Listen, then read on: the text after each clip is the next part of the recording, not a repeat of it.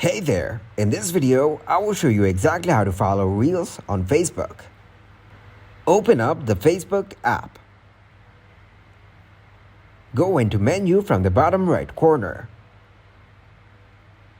Open your profile. From here, click on three dots. Go into Follow Settings.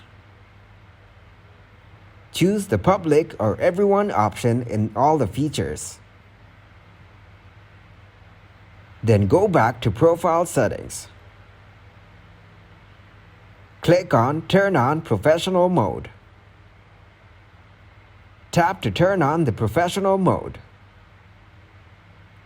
Set up your professional account.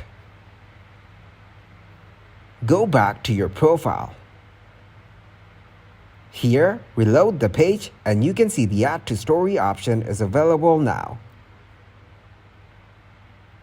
Then click on the Reels option. If you're not able to see the Reels from here, then click on Menu and scroll down to the Reels feature. Open it up to see the Reels. Then click on the Follow button to follow people on Facebook. Thank you very much for watching and don't forget to like the video and subscribe to the channel.